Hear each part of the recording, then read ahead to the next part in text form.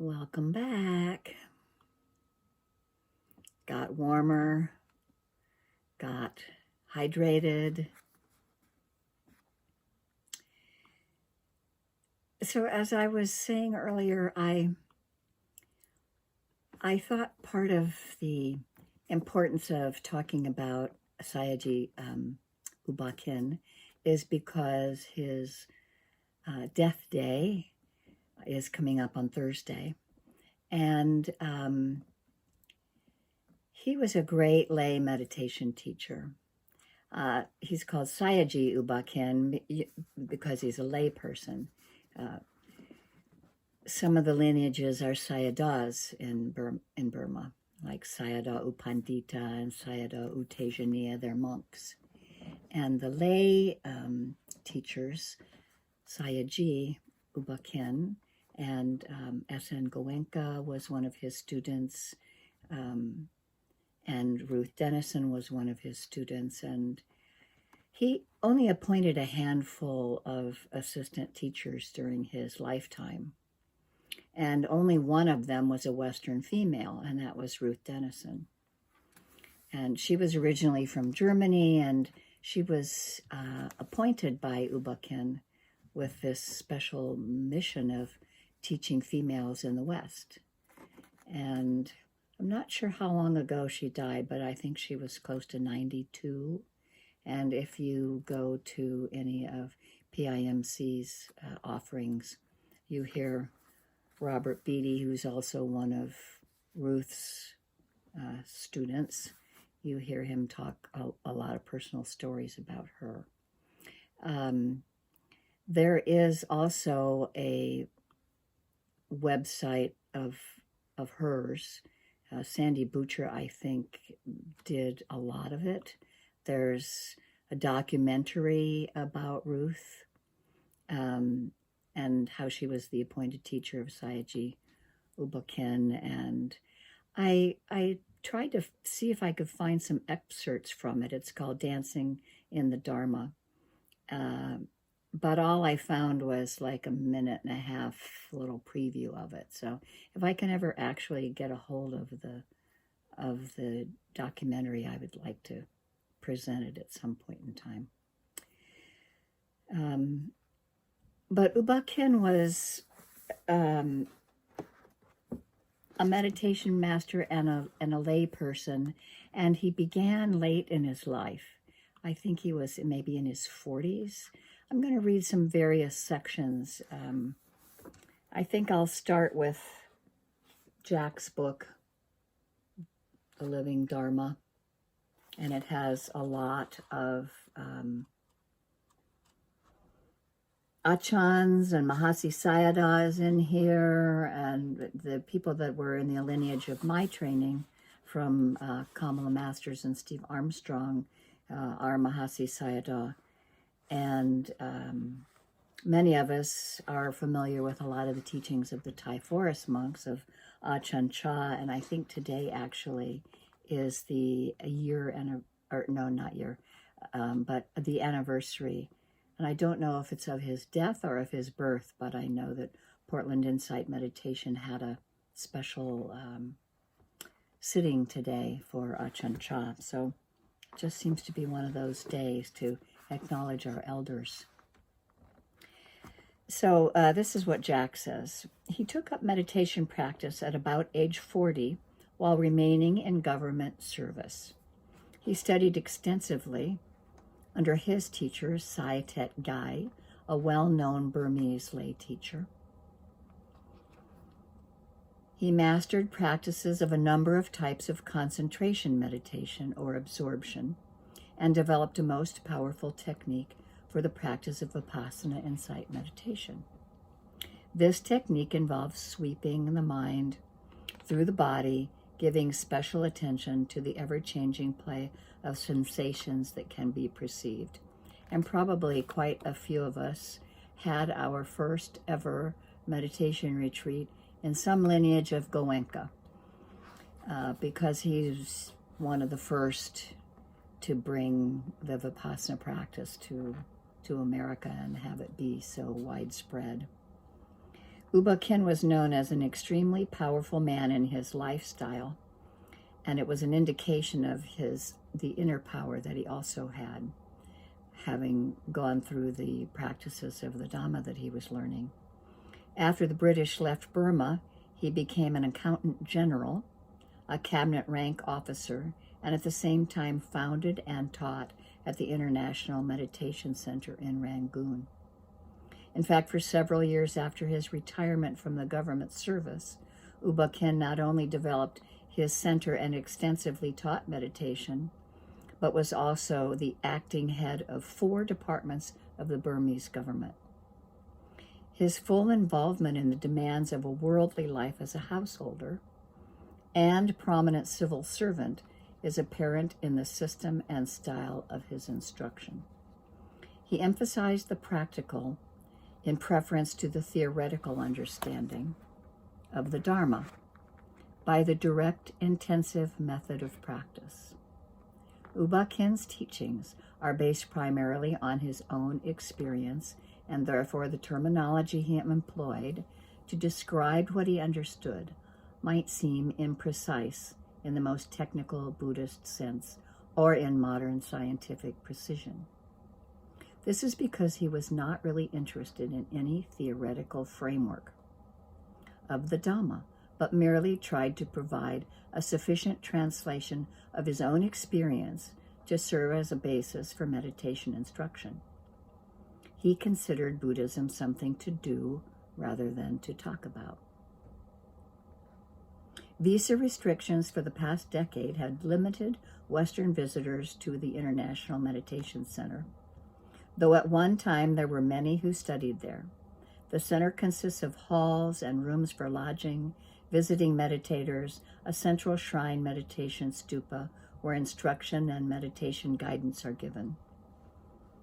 And although he died, I believe, in 1971, he has a number of teaching disciples.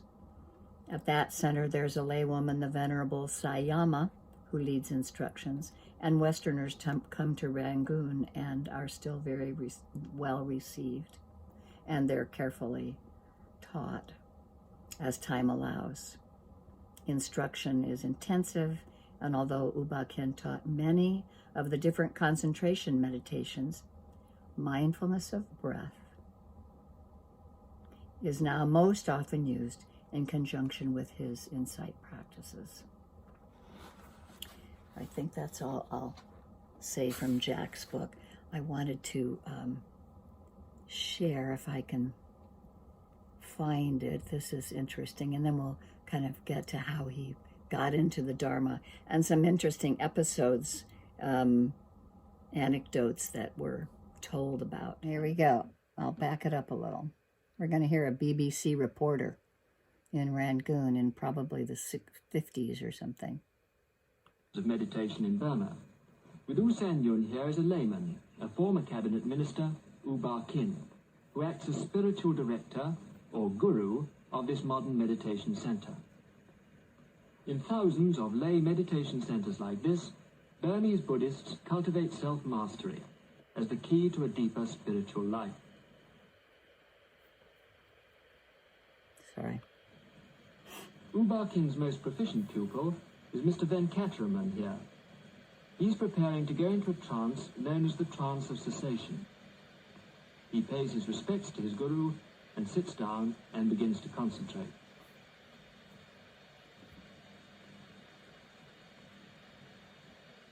He's watched by his guru, and nearby, U San Yun, another pupil, begins meditation.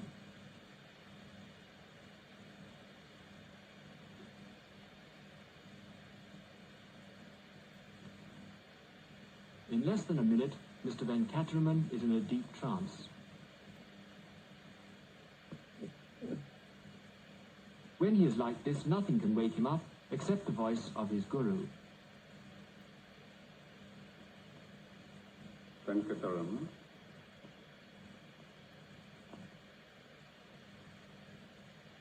Some older monks I met had some reservations about the methods of this center, but no one doubts Mr. Venkataraman's remarkable powers of concentration. Afterwards, he explained to me the experience he had had, and summed it up as follows. As soon as I rose up, I found my body very light, and also, at the same time, my mind was crystal clear. It gave me a mental happiness, peace and happiness, which words could not describe. At any rate, it was immensely pleasing to me. Do your experiences vary at all? I mean, is it the same every time? Well, of course, you see, it is the same. But the images, when I go in the slow motion, the pictures, what I see, the vision might vary. But otherwise, it's all the same. And you value these experiences very highly? Surely, because it gives me mental peace and happiness.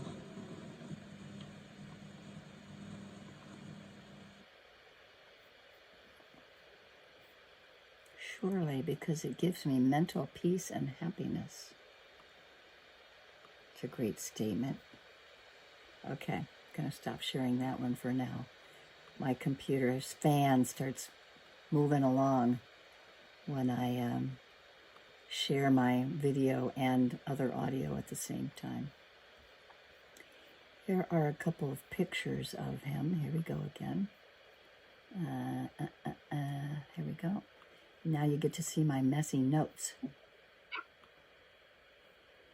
Here is a picture of him as the accountant business person that he is.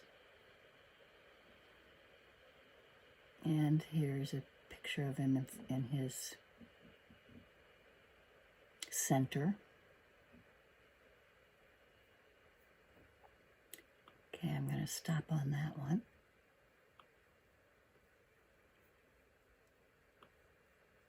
And I'm going to find my favorite website that I was searching.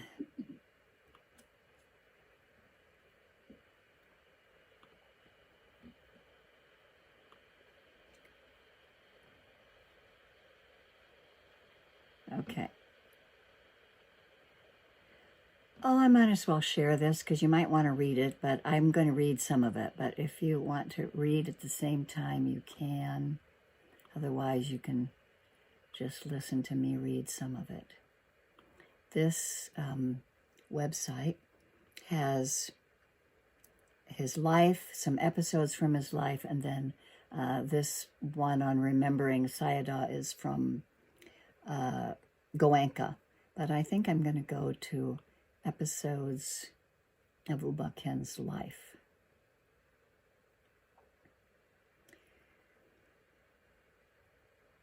They're giving accounts, but let's see, Transformation Government Department.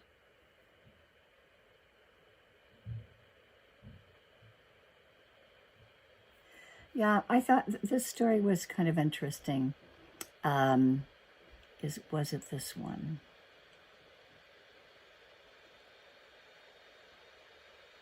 Investigate the affairs of the board. No, there's one about a train. See if I can find it.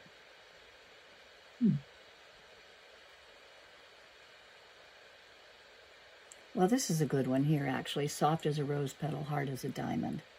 A saintly person who is full of love and compassion has a heart that is soft like the petal of a rose. But when it comes to his duty, he became hard like a diamond. Both of these qualities manifested in Sayagyi's life from time to time. A few of the many incidences illustrated are included here. When Myanmar attained independence from Britain in 1948, the newly formed national government faced an immediate crisis. Throughout the country, followers of different ideologies, I lost Sam. There, she's coming back now, were challenging the government. Some were communists, some were socialists, some provincial secessionist groups.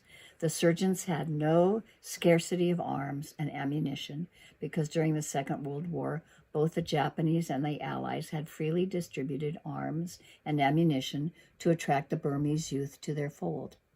The rebels started fighting on so many fronts that it became impossible for the newly formed national army to handle the crisis.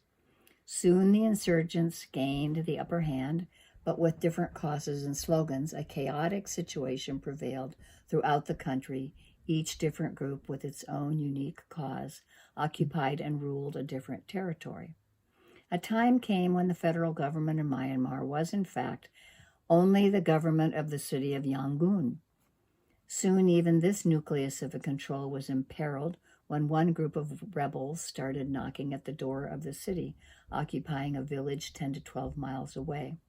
There was no rule of law anywhere in the country. The continued existence of the federal government was hanging in the balance. If the government of Yangon fell, the Union Myanmar would disintegrate into competing factions. The government was distressed. The army was distressed. But what could be done? There seemed no way out. Sayagyi was deeply devoted to his country and wished peace, harmony, and prosperity for Myanmar. But what could he do? His only strength was in the Dhamma. So at times he would go to the residence of the prime minister and practice metta, meditation of goodwill and compassion for all. At other times in his own home, he would generate deep metta for the security of his country. In a situation such as this, Sayagyi's heart was very soft, like the petal of a rose. But it could also become hard as a diamond. It so happened that during the same crisis, the government appealed to a neighboring country for assistance. This friendly country agreed to come to Myanmar's aid, but whatever items were to be given had to be transported by air, and the government of Myanmar did not have adequate air transport. The airplanes required for the purpose would have to be produced outside the country. To succeed in this plan, the government made a hurried decision which did not fall within the framework of the country's laws.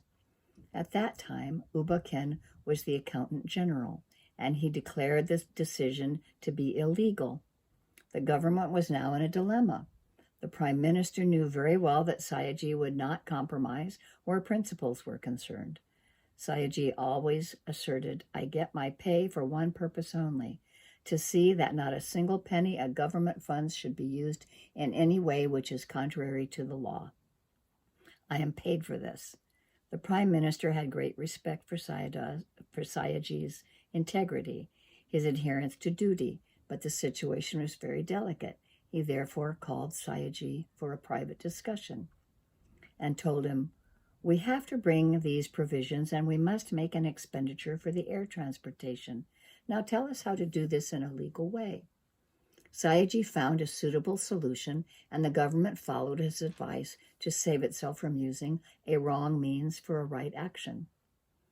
The crisis continued until eventually the rebel groups, one after another, were overpowered by the National Army and defeated in most of the country except for the remote mountainous areas. The government then started giving more importance to social programs for the improvement of the country. Thanks to the diligence of the community of monks, there was a high rate of basic literacy throughout most of Myanmar, except for some of the hill tribes. But higher education was lacking. The prime minister took it upon himself to address this statement. In a large public gathering, he announced a strategy to implement adult education throughout the country, and he authorized a large sum of money for this purpose to be given immediately to the ministry concerned. Sayagyi was fully sympathetic to the virtues of the plan, but he determined that the amount of specified did not fit into any portion of the national budget. He therefore objected. The prime minister was placed in a very embarrassing situation, but U Ba Khin's objection was valid. According to law, the announced amount could not be directed to its proposed purpose.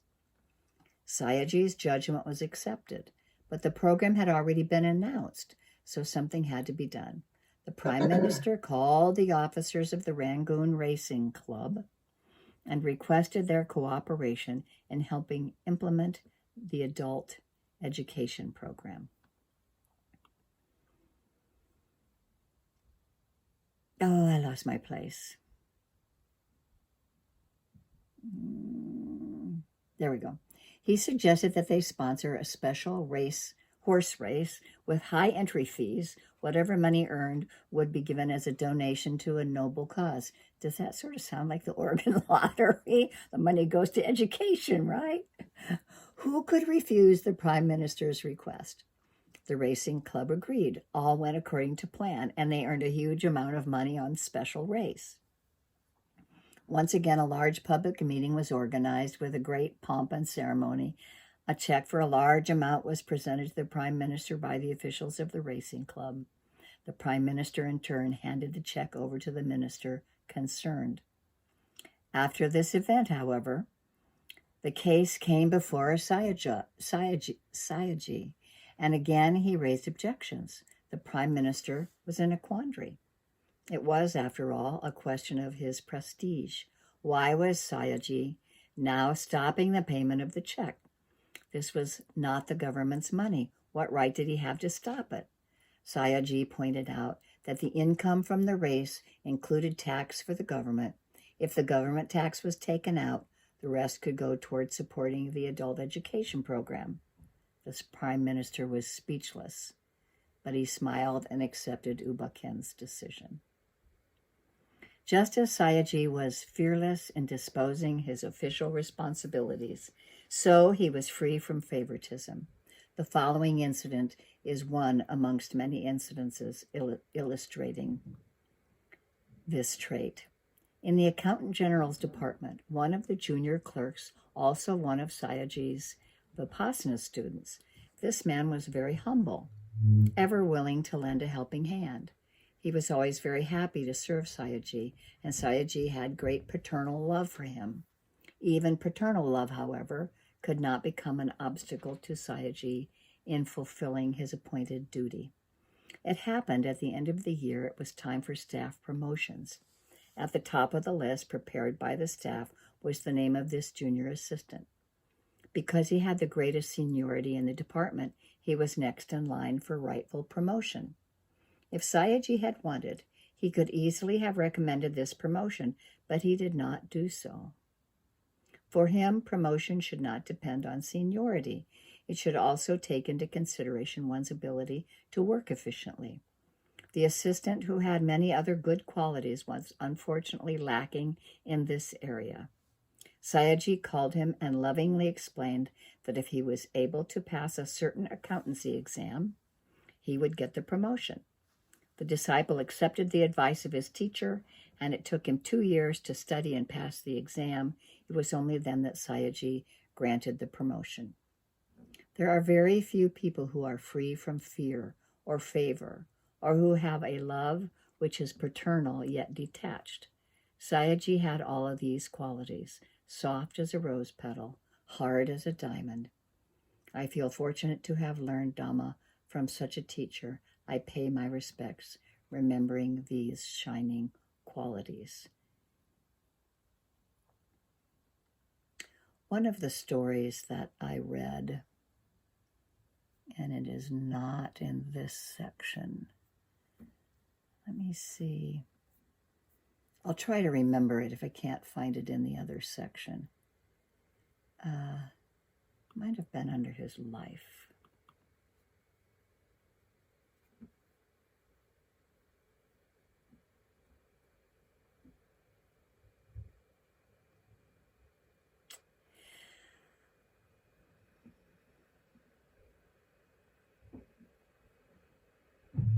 Yep, I think it kind of comes along in here.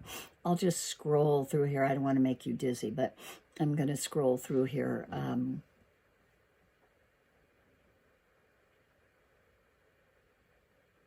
Here's his first Vipassana course.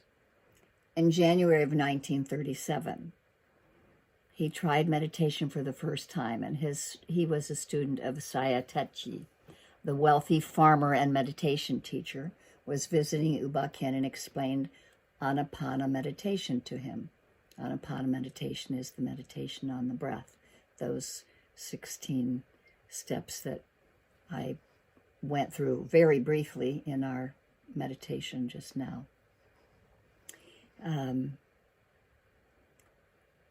When Sayagyi tried it, he experienced good concentration, which impressed him so much that he was resolved to complete a full course.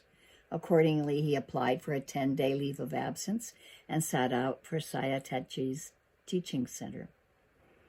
Over 50 years later, when Vipassana meditation is freely available to seekers in many countries all over the world, it might seem strange to contemplate that in Burma at that time, meditation teachers were rare.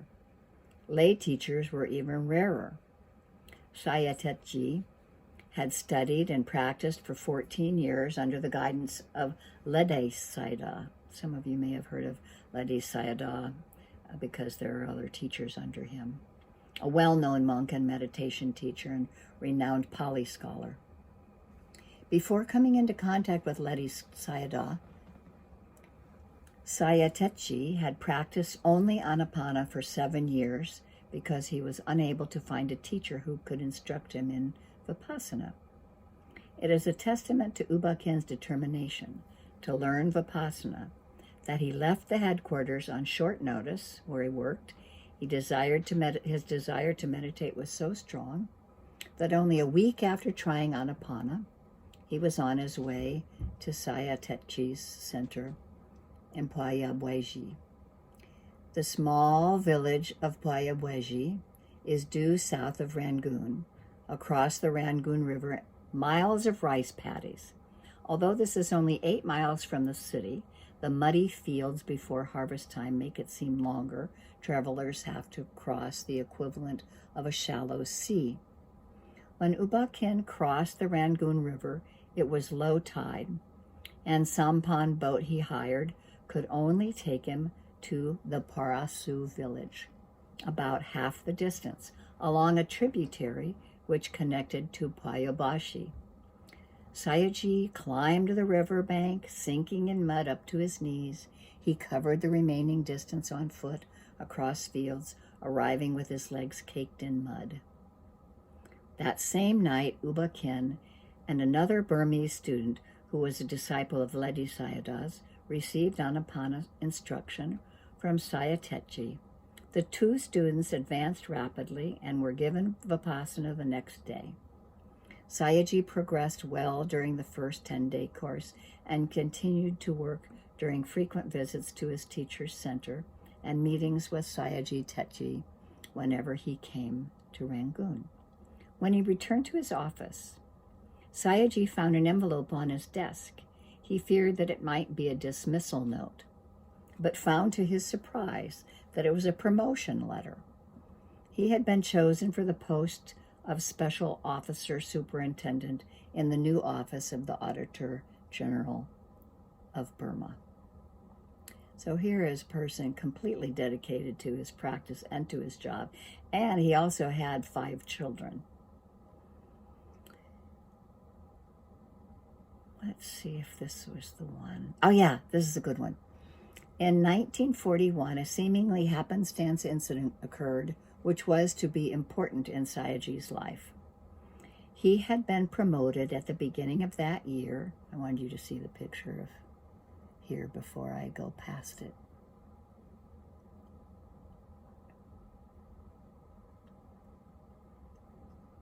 He had been promoted at the beginning of the year to the post of Chief Accountant's Officer, Burma Railway Board. One of his duties was to travel on the Rangoon-Mandalay line, auditing accounts for local stations. He traveled in a special carriage for the chief accountant, with full facilities for office work, sleeping overnight. His carriage would be attached to the main train, then detached at various stations. I can just imagine him working, having an office in a train car, being pulled behind a train, and then they just move it over and leave him at a station, and he does his job, and then they hook him onto another train again. It's fascinating. One day in July, by error, his carriage was detached at a station in the town of Kuyaski, 40 miles south of Mandalay. Although he was not scheduled to audit the accounts here, as accounts officer, he was permitted to check the accounts of any station, and he proceeded to do so. After his work was over, he decided to visit the nearby Swathyuryang Hill and set out with the local station master. From the top of the hill, They could see a cluster of buildings in the distance. They recognized it as the monastery of Webu Sayadaw, who later on became known and was widely respected in Burma for his attainments in meditation. They decided to go to the monastery. At about 3 p.m., they arrived at the compound. An old nun sat pounding chilies and beans, and they asked her if they could pay respects to the Sayadaw. "This is not the time to see the Reverend Sayadaw," she said. "He's meditating and will not come out of his hut until about 6 o'clock. This monk does not entertain people. He only comes out of his hut for about half an hour in the evening. If there are people here at that time, he may give a discourse and then return to his hut. He will not meet people at times that they may wish to meet him." U Ba Khin explained that he was a visitor from Rangoon and that he did not have much time. He would very much like to meet Webu Sayadaw. Would it not be possible to pay respect outside? The nun pointed out the hut, a small bamboo structure, and the visitors went there together. Sayagyi knelt on the ground and said, "Venerable Sir, I have come all the way from Lower Burma, Rangoon, and wish to pay respects to you." To everyone's astonishment, the door of the hut opened and the Sayadaw emerged, preceded by a cloud of mosquitoes. Sayagyi paid respects, keeping his attention in the body with awareness of anicca. "What is your aspiration, layman?" Webu Sayadaw asked Sayagyi. "My aspiration is to attain Nibbana, sir," U Ba Khin replied. "Nibbana? How are you going to attain Nibbana?" "Through meditation and by knowing anicca, sir," said Sayagyi. "Where did you learn to be aware of anicca?" Sayagyi explained how he had studied Vipassana meditation under Sayagyi. "You have been practicing Vipassana?" "Yes, sir, I am practicing Vipassana." "What sort of Vipassana?" Webu Sayadaw questioned him closely, and Sayagyi gave the details. Sayadaw was very pleased. He said, "I have been meditating in this jungle alone for years in order to experience such stages of Vipassana as you describe." He seemed astonished to encounter a householder who had reached advanced proficiency in the practice without being a monk. Webu Sayadaw meditated with Sayagyi, and after some time said, "You must start teaching now. You have acquired good parami, and you must teach the Dhamma to others. Do not let people who meet you miss the benefits of receiving this teaching. You must not wait. You must teach. Teach now." With a Dharma injunction of such strength from this saintly person, U Ba Khin felt he had no choice but to teach. Back at the railway station, the station master became his first student. Sayagyi instructed him in Anapana meditation in his railway carriage, using the 2 tables of the dining compartment as their seats. U Ba Khin did not begin teaching in a formal way until about a decade after he first met Webu Sayadaw. Sayagyi also encouraged him to teach Vipassana. Once during the Japanese occupation of Burma, Sayagyi came to Rangoon and stayed with one of his students who was a government official. When his host and other students expressed a wish to see Sayagyi more often, he replied, "I am like the doctor who can only see you at certain times, but U Ba Khin is like the nurse who will see you at any time." And so he was acknowledged for his outstanding government service, even at the same time while founding the Vipassana Association. He taught the accountants. In 1950, he founded the Vipassana Association of the Accountant General's Office, where lay people, mainly employees of that office, could learn Vipassana. And in 1952, the International Meditation Center was opened in Rangoon, 2 miles north of the famous Shwedagon Pagoda. Here, many Burmese and foreign students had the good fortune to receive instructions in the Dhamma from Sayagyi. In 1953, Webu Sayadaw accepted an invitation to come to IMC for a week and his entourage of monks to meditate, to give metta. And that's what this picture is. Webu Sayadaw and his monks. Until that time, he had confined his travels to only 3 places, the meditation compounds in Kayuska and Shwebo, and the village he was born in Ingipinyi. This visit demonstrated Webu Sayadaw's high regard for Sayagyi, since it was unusual for a monk to stay at the meditation center of a lay teacher. At one time, Sayagyi decided to fulfill the Burmese tradition of becoming a monk at least once in one's lifetime. Without notifying anyone in advance, he and a Burmese student of his went to Webu Sayadaw's center in Shwebo and underwent Webu's guidance, took robes for a period of 10 days. Between the years of 1954 and his death in 1977, Webu Sayadaw made regular annual visits to towns in southern Burma to teach Dhamma. During Sayagyi's lifetime, he periodically visited IMC as well. The Sayadaw was held to be an arahant, fully enlightened being, and it was a high honor for IMC to receive him.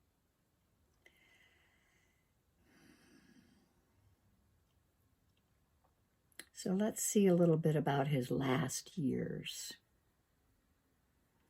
Finally retired from his outstanding career in government service in 1967, from that time until his death in 1971, he stayed at IMC teaching Vipassana. Shortly before his death, he thought back to all those who had helped him. The old man who had helped him start school, the Burmese teacher who helped him join St. Paul's, and among many others, one friend he had lost sight of over 40 years earlier and now found mentioned in the local newspaper. He dictated letters addressed to this old friend to some foreign students and disciples, including Goenkaji. On the 18th of January, Sayagyi suddenly became ill, and when his newly rediscovered friend received Sayagyi's letter on the 20th, he was shocked to read Sayagyi's death announcement in the same post. After Sayagyi's death, Webu Sayadaw visited Rangoon and gave a private interview to about 25 students from Sayagyi's center. When it was reported to Sayadaw that Sayagyi had died, he said, "Your Sayagyi never died. A person like your Sayagyi will not die. You may not see him now, but his teaching lives on. Not like some person whose, even though they are alive, are as if dead, who serve no purpose and who benefit none." Goenkaji was in India conducting a course when news of his teacher's death reached him, and he sent a telegram back to IMC, which contained the famous Pali verse, "Anicca Sankara Upadavaya Domino, Upakitawa Merochanti, Te Sam Vipassamo Sukho." Impermanent, truly, are compounded things, by nature arising and passing away. All conditioned things arise and pass away. If they arise and are extinguished, their eradication brings happiness. Seeing this clearly with mindfulness brings the only happiness, which is peace.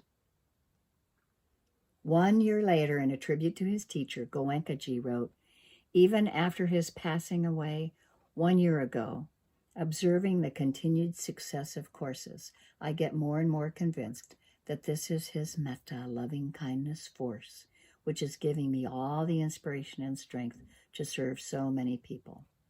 Obviously, the force of Dhamma is immeasurable." Sayagyi U Ba Khin's aspirations are being accomplished. The Buddha's teachings, carefully preserved all these centuries, are still being practiced and are still bringing results here and now. As Sayagyi said, the time clock of Vipassana has now struck. That is, for the revival of Vipassana practice, we have no doubt whatsoever that definite results would accrue to those who would, with an open mind, sincerely undergo a course of training under a competent teacher, results which can be accepted as good, concrete, vivid, personal here and now. Results which will keep in good stead in a state of well-being and happiness for the rest of their lives. Truly a dedicated practitioner. And if anyone has experienced Goenkaji, he in one of these, he talks about remembering Sayagyi. And the courses, the 10-day courses, are pretty much all taught the same, because it's about attention at the breath and sweeping through the body. So when you hear U Ba Khin speak, I mean, it's a different tone of voice than S.N. Goenka, but they're pretty much saying the same thing. I have a free download that's the essentials of the Buddha Dhamma and the meditative practice, and I don't know if I were to copy it. I'm going to try to see if I can paste it in the chat. Oh yeah, there it goes. So later on, before we're done, if you want to click on that, it will open up to a PDF of his teachings.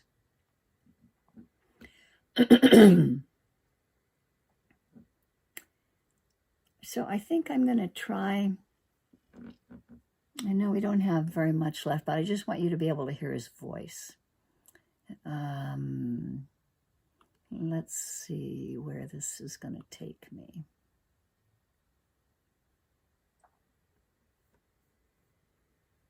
I told myself in a note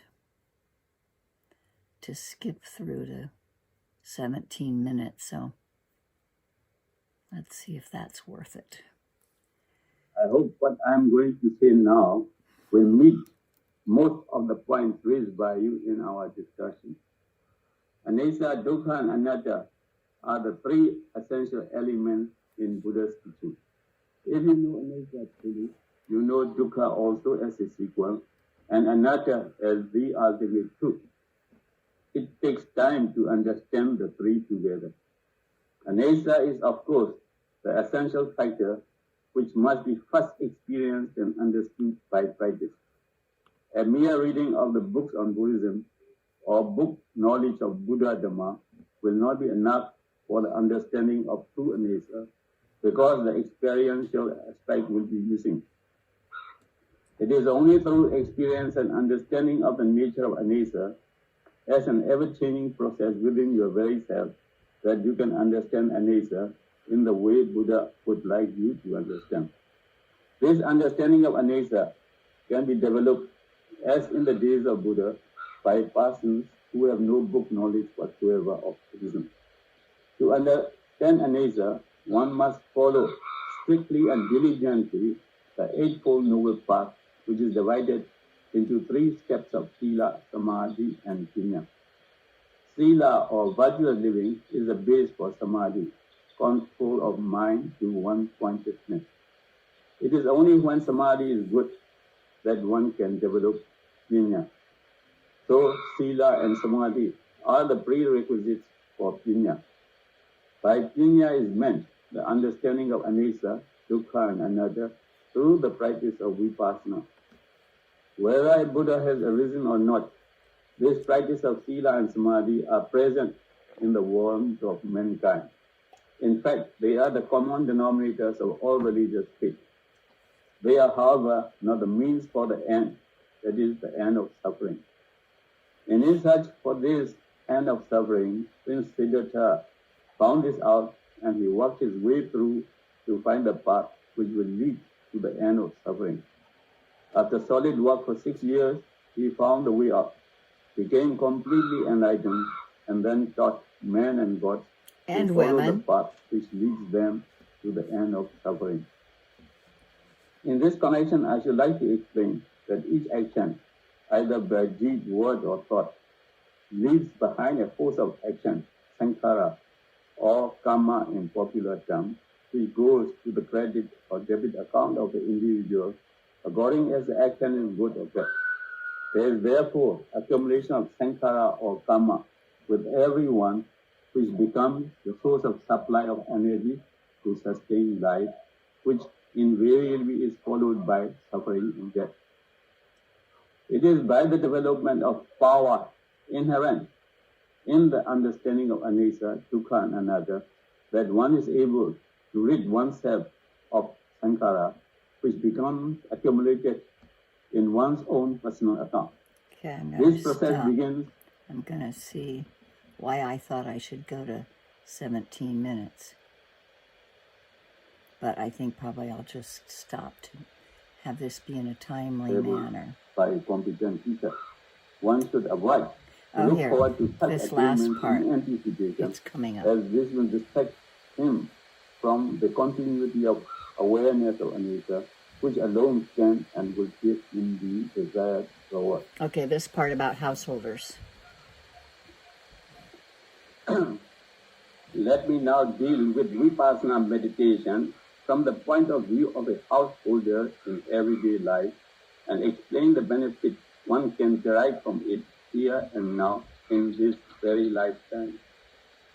The initial object of Vipassana meditation is to activate nesa in one's own self, or to experience one's own inner self in anicca, and to get eventually to a state of inner and outer calmness and balance. This is achieved when one becomes engrossed in the feeling of anicca within. The world is now facing serious problems threatening mankind. It is just the right time for everyone to take to Vipassana meditation and to learn how to find a deep pool of quiet in the midst of all that is happening today. Anicca is inside of everybody. It is with everybody. It is within reach of everybody. Just a look into his own self, and there it is. His or her own self, and there it is, the anicca to be experienced. In the interest of time, I will leave us there, but if you want to hear any more of this, I'll see if I can get it over here into the chat. There's that. And then I'm going to find that page that I was reading from because that had the 3 parts to it. Because if you read the part from Goenka, it's fascinating. You know, when you hear about these popular teachers and you wonder, you know, whatever took them to the Dharma. Like we've read Deepa Ma and we know she had death and suffering to her husband and her children, and she was ill, and there's various reasons how people who are great teachers actually get to the Dharma. And one of the things that happened with Goenka was that he had extreme headaches, and he was given morphine shots, so he was becoming addicted to drugs. And he didn't want that to happen, or somewhere along the line, you know, he learned and decided and found U Ba Khin. So this page, this is just one of those 3 sections. This happens to be the page that Goenka talks about U Ba Khin. But at that same website, at the top of the website, you'll see the life of Sayagyi U Ba Khin that I was reading from, and some episodes of U Ba Khin's life as well. So I think I jam-packed a lot of stuff into tonight, and I thank you for your willingness to go along with me on this, you know, journey of someone that we don't really know very much about, and I always like finding out about teachers, you know, a little more about them. And Goenka was a student of U Ba Khin's, and Ruth was a student of U Ba Khin's, and then we have lineages down from there. And just what connects each of us together. I know Roz and Cedar, you come through the arena tradition, and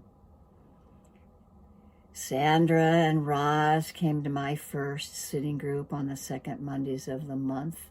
How many years ago, Sandra? I don't know. Too many to remember. 5 or 6, maybe 7.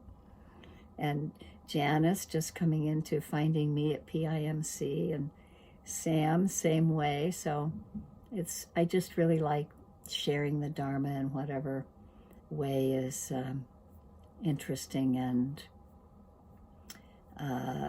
keeping it alive in present day. So even though these people, of course, were in a time period of extreme sexism, and they don't have quite the understanding of freedom that we have, thanks to thanks to Ruth, who brought women's retreats, and it all goes on from there. And now we're trying various ways to, it's not just westernized, now it's Americanized, but it's fascinating to just really realize that the practice is our own. It's really useful to honor our ancestors and those who came before us, and it can bring such joy to know, even when we're in the midst of suffering that we can't quite figure out, there's purpose to it, and we can see clearly. We really keep seeing clearly anicca, anatta, and dukkha, which is what these teachings of these sayadaws is all about. So I know we've run right 4 minutes over, but I would love to have some conversation with you, and any feedback that this evening has instilled in you, aspiration for practice, or any kind of response you feel like sharing.